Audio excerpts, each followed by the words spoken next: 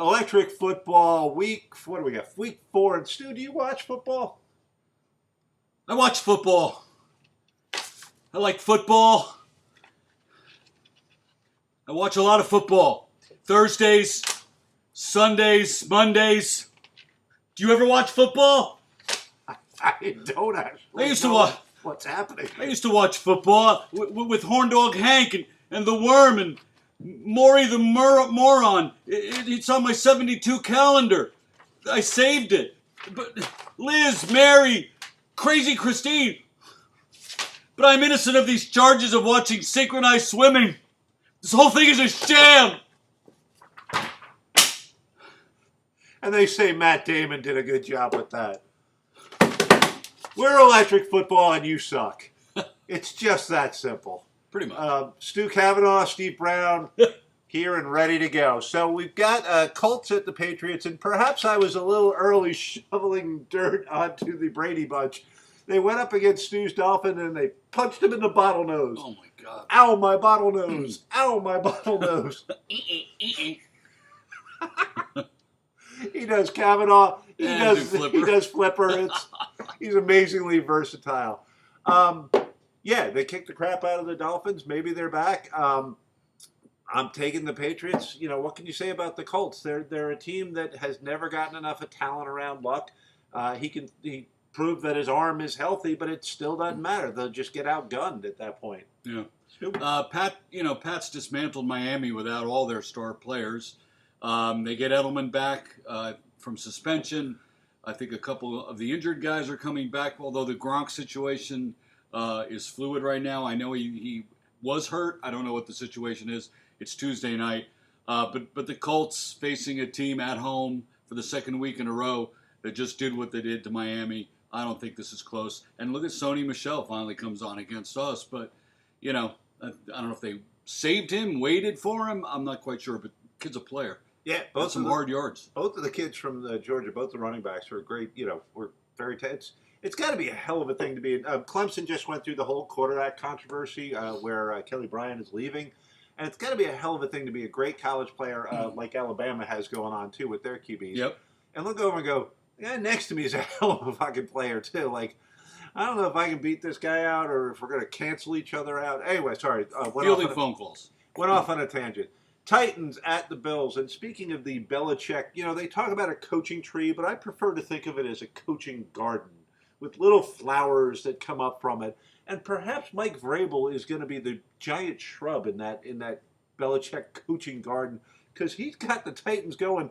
And in that post-game celebration, he looked like he should have gotten a personal foul for unnecessary roughing. He's ready to go. Team's fired up. Clearly, they like him, an emotional leader, which a lot of these guys, you know, your Todd Bowles of the world, are not, you know. Adam Gase. Yeah, not guys that you would think would inspire a team full of, like, testosterone-filled 25-year-olds. But Vrabel certainly is. He's got the rings to show it. He's got the size and the aggressiveness to show it. And he might be able to get to Josh Allen because Allen did what he failed to do against the Vikings. He showed up that he's a rookie last week. He held onto the ball way too long, you know, took sacks he should not take. Now you're starting to go like, holy crap, somebody needs to teach him to just throw it away. Yeah. I got the Titans easily. I got the Titans rolling right now, and I got them easy. Yeah, I'm taking the Titans, too. They're looking better week to week. They won the Thriller in Philadelphia, which most people probably didn't think they'd win. I did. And you know, and Buffalo, it's the new kid. They're going to rattle him just like Darno got rattled last week. I think the Titans will pressure him hard. The Bills really don't have a lot going on either side of the ball, even though they creamed your team for some strange reason. Very Viking thing to do, as the mighty Gazelle pointed out, for us to lose to. But I think I think the Titans are a better coach team. They certainly have the better talent. I saw Derrick Henry running, and I forgot just how massive that guy is. When he's going up against a safety and he's 5 inches taller than a safety and a cornerback, that's when you see the size difference. I'm taking the Titans. We've got Falcons at the Steelers, and this one's kind of a race to oblivion. Le'Veon Bell is coming back in week 7, he says. Ooh. So, real quick, you missed me? Small rant. Why is there a fingernail there? My God, there's a fingernail there. How do I work in these conditions? Sorry. Uh, Le'Veon Bell's coming back. He says in week 7. There's been all the drama within the Steelers locker room, and that and Earl Thomas and Tyler Eifert, believe it or not. I've been thinking about these guys. One guy can't stay healthy enough to play. One guy was worried he wasn't going to be healthy and basically had a sit-in, like, oh, I'll practice today, but not real hard. And he broke his freaking leg. And then you got Le'Veon Bell, who's, clearly saying, hey, my long-term interests or, financial interests as well as health interests are more important than the team. And I don't know where to come down on all of this. I used to love the whole, he's bleeding his intestines out of his nose, but he's still playing the game. Jack Youngblood with the broken arm and Ronnie Lott cutting off fingers to get back out there. But now you go like, maybe these guys aren't idiots, like to hold out and to try and leverage their position. So Stu, like, what do you feel about the modern NFL player right now? Well, I agree with you. The old days, they just had this intestinal fortitude, and they probably had coaches who could get away with saying, take an injection and get out there. These days, they're going into blue that wouldn't tent. give them water. Yeah, that was my guy. But now they go into the blue tent, and everything is so microcosmically inspected now by social media, fans, owners, refs, sportscasters. Us. Sportscasters. It's hard not to come down on the side of the player. It's a violent game. Look at Earl Thomas. This could happen, and then you have no more money, and you're one of the top, if not the top premier running back in the league.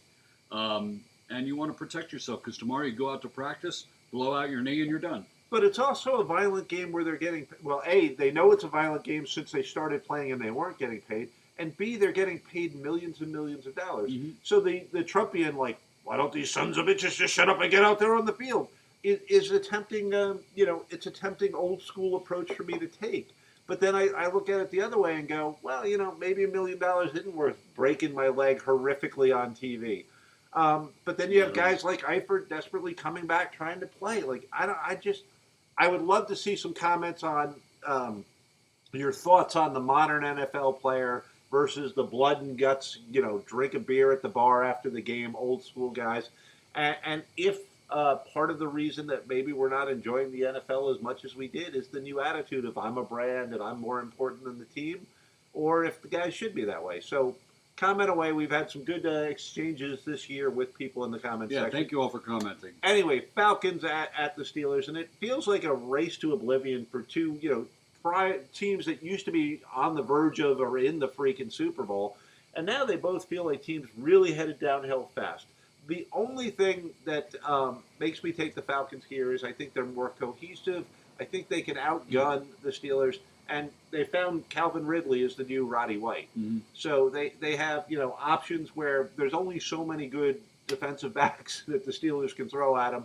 And, the Falcons can throw 3 or 4 guys that they have to deal with. I'm taking the Falcons in a very high-scoring game. I am taking the Falcons as well. Same idea.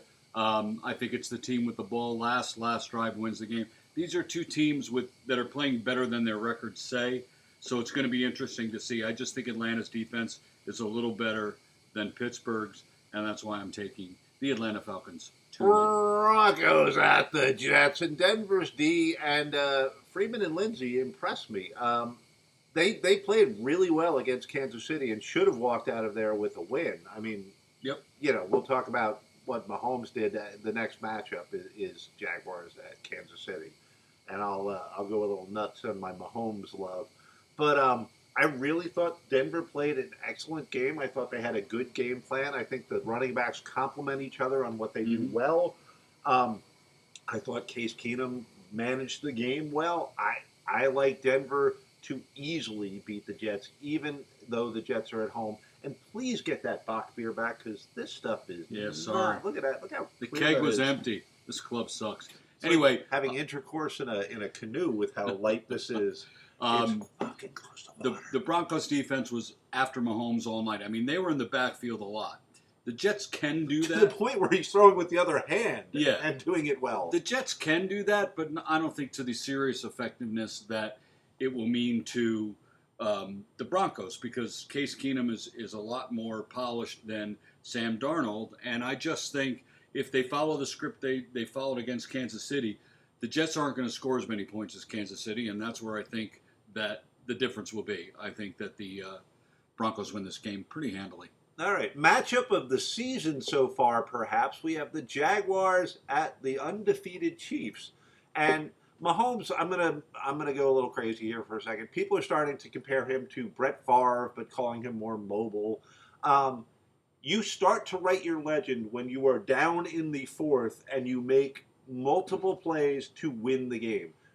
In one of the hardest stadiums to do that in. Yes. It's a loud freaking place. I should know. I've never been there. So you really have to give credit to what he was able to do on the road, down late, making big plays. Like I said before, the rush is on him, so he's switching hands and making completions.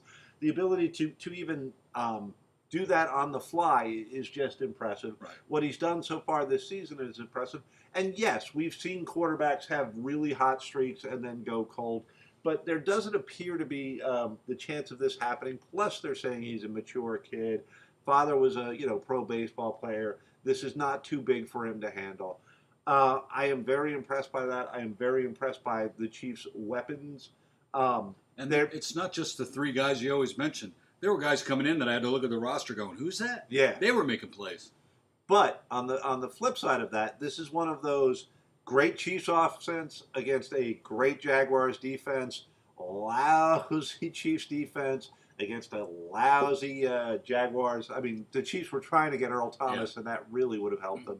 So it's strength against strength, weakness against weakness. I'm taking KC at home as part of it. They're on the roll. They have the magic that is Mahomes so far. And until that fails me, I'm taking the Chiefs. Yeah, and this is the time of year where I always get on the Chiefs bandwagon, only to fall hard onto the ground come December when they start disappointing me. I do think the Jaguars' defense keeps this close, but Jacksonville, much like the Jets, are not going to be able to score like Kansas City. I mean, these guys were coming off the bench and making plays, literally didn't know who they were. There's just too many weapons for Kansas City.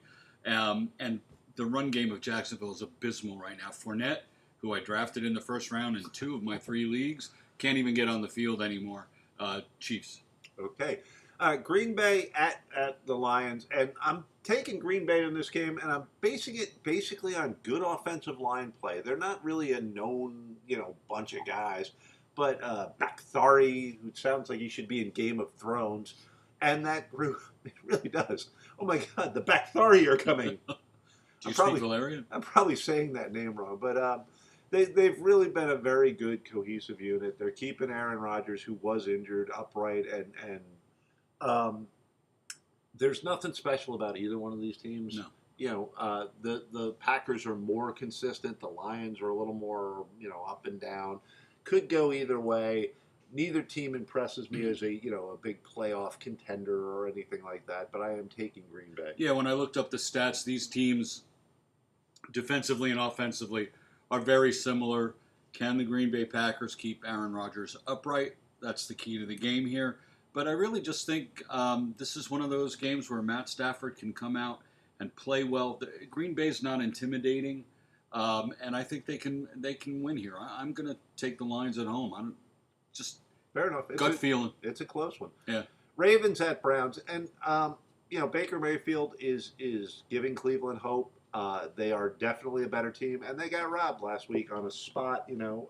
This whole God. The referees are deciding way too many games. Well, there's too many penalties. Every play features multiple holdings, among other things.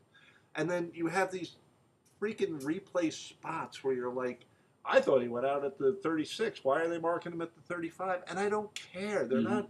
There's nothing fun about watching them. They seem to get them wrong more often than they get them right when they go to the damn replay. And it seems like every close game you end up with, they shouldn't have called that on Clay Matthews. Well, they should have spotted that here, kind of thing. Oh, look at the Chiefs. The time ran out on the one play Right. that they didn't call, and he threw over the line on that other play. And where were those calls? Great examples, exactly, from what should be great games. And there was always, a little bit of like, oh, they blew that touchdown call in the past, but it didn't feel like every third play was, right. Was like being debated and oh, we would have won except for that third, down challenge flag that did, oh God, I'm sick of it. Just play the freaking game. Anyway, I like the Ravens in this. They're grinding out wins. They, on both offense and defense. They're not doing anything spectacular, but they're solid all the way across. And unfortunately, the Browns have not risen to the level that we were kind of hoping for a little bit when we expected them to win last week. They're playing great. Not great, excuse me. They're playing great for the Browns. They're in everything. They're definitely trending upward. They should have a lot of hope because Mayfield is again exceeding a lot of people's expectations. Yeah. He's fun to watch, and the Browns are becoming a much more fun team to watch overall. But the Ravens, a boring team to watch, are going to win this game. Okay, I'm going Cleveland here. Their offense, just sticking with them. Their offense is on the rise. They're home. I think it'll be exciting. It's the old Browns versus the newer Browns. But the Browns defense crashed, against Oakland.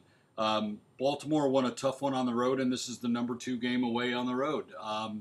I want to say Browns here. They're in every game. Unlike a lot of other teams, they seem to be in every game that they're in.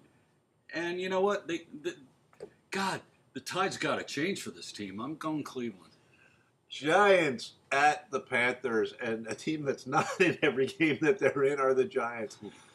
Eli may be done. They very well may be regretting the fact that they did not pick up a young quarterback this year when they had a chance. Odell is starting to act the fool on the sideline, throwing his helmet and making a big fuss. I'm not a big Odell fan, though I will say this. Talent-wise, that man deserves more commercials than Christian McCaffrey. Yeah. And there is something weird, and I'm not going to say racism. I'm not going to say it, but Christian McCaffrey is on my TV in commercials dancing and doing things. How the hell does Christian McCaffrey get that many commercials? Somebody? Anybody? I don't know. It's especially in the New York market where anyone who's a casual fan has no idea who he is. Yeah, Cam Newton, I don't see him in commercials. Odell Beckham Jr., not as many commercials as Christian freaking McCaffrey. That's been bothering me a little bit. But I like the Panthers to pretty much romp in this. I am rooting for Pat Shurmur. He is no Ben McAdoo, and hopefully he will be given time, a season or two, to prove what he can do. But right now, Wheeler or Flowers at the tackle is killing them. And, the idea that they chose the running back may be a mistake, though he's certainly a talented young player. Yeah. Again, it was the chance to get kind of a player of a generation in Barkley. And maybe their plan is, this is Eli's last year. Let's get this guy, make him the centerpiece for next year. I don't see the Giants winning many more games here. I think it's going to be another bad day for Eli Manning. If they can get McCaffrey going on the Panthers side, they can get him out of the commercial booths. Yeah, if he can stop dancing. But if he can be very involved in the game, both the short passing game and the run game, I think they keep Eli on the sidelines. I'm taking the Panthers. Yeah, and for the record, I have nothing against Christian McCaffrey. I loved Ed McCaffrey as a receiver. And if I got the chance to do commercials and get paid good money for dancing around or whatever, selling out ham sandwiches, I would certainly do it. You heard it here. Steve's for hire. Yeah, Dolphins at Bengals. Go Stewie. Well, the Cats are starting to get me to believe in them again, and God help me, Cincinnati, you were always a disappointment here. The Finns are done. There was absolutely not one call that Adam Gase called that nearly worked. I mean, this is how bad it was. We're boasting one of the worst offenses in the league. You're 3-1. Yeah, who do we play? I'd pay to be 3-1. And the injuries are piling up. We lose Hayes for the year. Branch is hurt. We just released Jordan Phillips on the defensive line because he had a tantrum. I missed that. Yeah, it just happened a few hours ago. Gase can't game call for shit. The Bengals' defense isn't much better than Miami's, but their offense is certainly clearly better. And the Bengals are home. We have a tough time playing in Cincinnati. I'm with you. Bengals. I'm with you on that. The Eifert injury is one of those oh God, look away. I love when they say if you're squeamish, you might, because most people probably go, oh really? I do. And I go, holy crap, no, I do not want to see that. It's the kind of injury that makes you, feel bad about being a football fan. Well, this is a nation that makes Dr. Pimple Popper famous, so. I don't know what that means. Oh, go look it up when you get home later. You're going to go, Jesus Christ. Okay. I will say this: Minka Fitzpatrick is a man. I love that. Minka Fitzpatrick is a man. There's a couple really good players on Miami for future coaches to be able to work with. You're 3-1. You're on top of your division, and you're all this all. We're on top of our division for 4 more days. Yeah, I agree with you. I'm actually taking the Bengals in this one. Not a team that I expect to go deep into the playoffs, but certainly capable of beating the Dolphins at home. Mm-hmm. Raiders at Chargers. Keep going, Steve. Raiders' offense is better than their record shows, and the Chargers again are underwhelming me. This is a team that early in the preseason, people were saying they're going to run away with this division, blah blah blah. But the difference is in the run game. The Chargers have a much better run game than Oakland does. They can keep the ball on the ground, whereas Oakland's kind of just chucking the ball. And yet still, I smell an Oakland win. Really? I do. I don't trust the Chargers. I think Carr's having statistically a great year. He looks good. The defense has squandered leads all season long, but I think they win this one. Yeah, the Raiders' defense is pathetic, and when you started out, I was nodding my head because it's the Chargers' run game that convinces me they'll win this. If you watch this game or if you watch highlights from this game, just look and see what the crowd is doing, or if there's a crowd there, because it'll be all Oakland Raiders fans because they're in LA. It's the LA Raiders, right? And it's gonna be Raiders fans. Also, when you buy milk, get the milk carton with Joey Bosa on it because he's been missing in action. It was one of those. It's like one of those Andrew Luck injuries where they go or the Mets who are famous for these. They go, he's day to day. He's going to miss 5 weeks. Yeah. He died. He's day to day. 365 days today. They could certainly use Bosa back on the defensive line. A big part of the whole Chargers are going to be a real, contender in a playoff team was the defensive line putting pressure on the quarterbacks. I agree with you that the Raiders' offense is very, very vertical. Yeah, and two bad things and one good thing can happen when you pass the ball that often. I do expect the Chargers to win this one. Okay. Here's a game that I just don't give a crap about. In a game of who cares? That's what I wrote. Cardinals at San Francisco. I'm taking San Francisco in a 12-9 win. Okay, I'll take the Cards to get a win. Same score, reverse it. Okay. No one's watching that game. Yeah, no star power at all. Poor Larry Fitzgerald. I'm going to say it every time we talk about a Cards game. Poor Larry Fitzgerald. He deserves better than Kudos to him for sticking with him, though. To become this dried-out skeleton in the desert. And he's the anti every other player. Oh, I love the guy. Yeah. Love Larry Fitzgerald. Your boys. Yeah, Vikings at Eagles. What can I say? The Eagles are there was an article today I was reading. What if the Eagles really do suck this year? And they might. But I can't take the Vikings after Kyle Rudolph scores that touchdown the first drive of the freaking championship game. And I'm like, we're going to the Super Bowl in Minnesota. We got that old lady there she's with us. Sister Mary Purple. Dr. Pimple Popper. I don't know who the hell. But I did. I let myself. Horn Dog Hank. I let myself get worked up again. And then it all fell to shit. And with that being the last image of the Vikings playing, the Eagles and strip sacks and futility, until we beat a good team this year, which we have not, right. I would like it to be the Eagles. But we're going on the road, second week in a row. And as good as our offense looked, our offense was especially our offensive line, was supposed to be the one weak spot, in the team this year. They looked very good. Cousins was amazingly accurate, though slightly overshadowed by Goff and Cooper Kupp doing better.